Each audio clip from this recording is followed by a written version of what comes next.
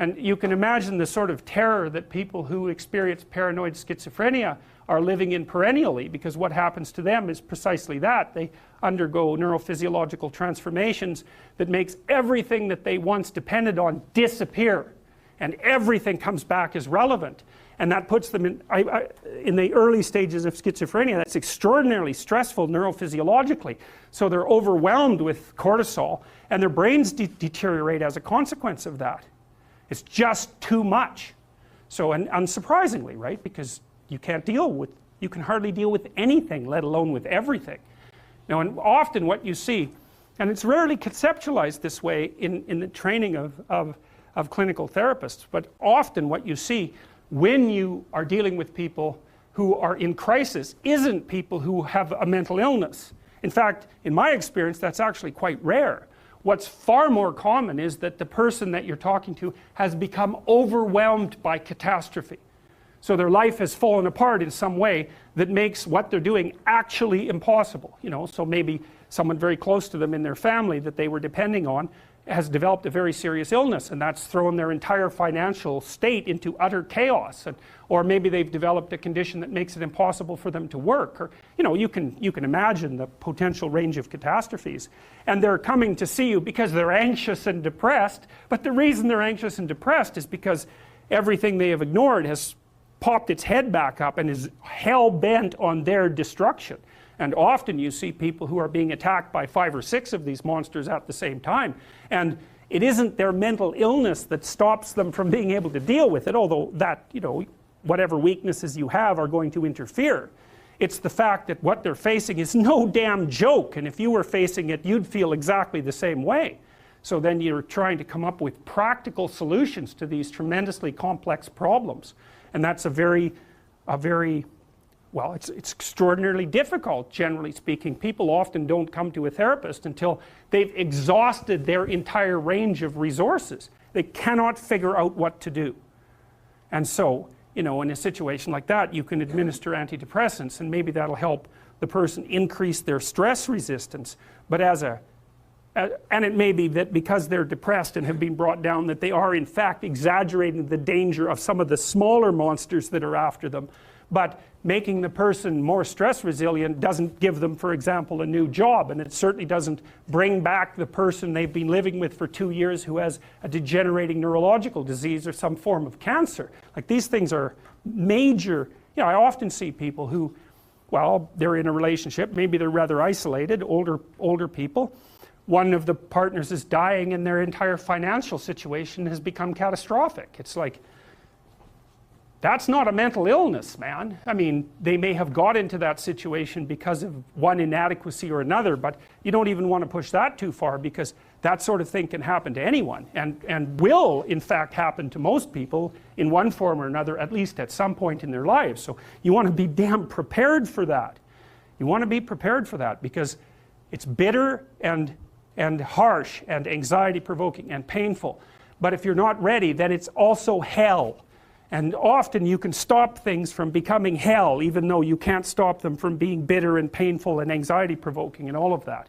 You can at least delimit the catastrophe enough so that it doesn't permanently bring you and the people around you down.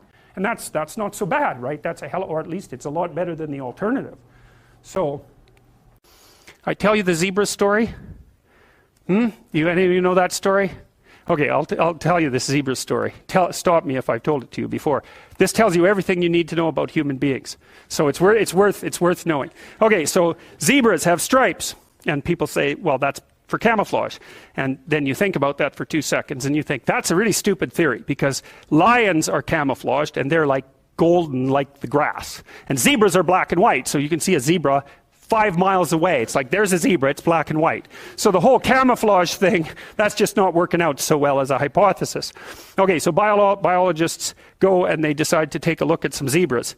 And so they're looking at a zebra on the herd, because there's no zebra, right? Just like there's no fish. There are schools of fish and there are herds of zebras. There isn't a fish. This is why I think the cod aren't coming back.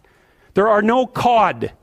There are massive 100-mile-long schools of cod, 10 stories deep, 20 million years old. You wipe out the school, you don't just get to throw a cod in the water and say, well, off you go. It's like, well, where's my city? It's like launching you in the middle of a field. It's like, well, go out there and reproduce. It's like, no, that's not going to happen, So without the school, there's no cod, and you can't just introduce a whole school of cod because you don't have a whole school of cod. So, maybe the cod are never coming back. And zebras are the same thing. There's not a zebra. There's zebras. And so you're looking at the zebras, trying to study a zebra, and you look at the zebra and you make some notes and you look up and you think, oh Christ, which zebra was I looking at? And the answer to that is you don't know, because the camouflage is against the herd. And the black and white stripes, there's a variety of reasons for the stripes. Flies also seem not to like the stripes, but usually things evolve for multiple reasons. But anyways, it's very difficult to parse out a zebra against the herd. You look down, you look up, it's like, uh-oh, all those damn zebras look the same. Yes, the camouflage is effective, but it's against the herd. All right, so then you think, well, we better identify a zebra so we can see what he's up to. So then you take your Jeep and a can of red paint and a stick with a rag on the end of it, and you drive up to the zebras and you paint their haunch red a little bit, put a nice red dot on their haunch, or maybe clip their ear with a cattle clip. And then you stand back and you think, hey, I'm pretty smart, now I'm going to watch that zebra. So what do you think happens to the zebra? The lions kill it. Right. Because lions, they're smart, right? Hunting animals are smart. But they have to identify a zebra before they can organize their hunt. They can't just hunt the whole herd. They have to pick out a zebra. And so maybe it's like a zebra that's got a sore hip or something. And so you think, well, nature's kind. It just takes the weak. No, zebra or lions like really healthy, delicious zebras. But they look like all the other healthy, delicious zebras, so they can't get a bead on them. But if they're small and just born, or if they're limping, or there's something that identifies them, then the lions can pick them out. And then they do pick them out. And so the rule for human beings is keep your damn stripes on so the lions don't get you. And I'm telling you, man, if you want to remember one thing from my class about human motivation, that's a good thing to learn. People camouflage themselves against the herd, and they like to be in the middle of the herd, which is what fish do, by the way. If you have a big school of fish, the smart, healthy, large fish are in the middle of the school. Because you know what you call fish on the outside of the school? Bait.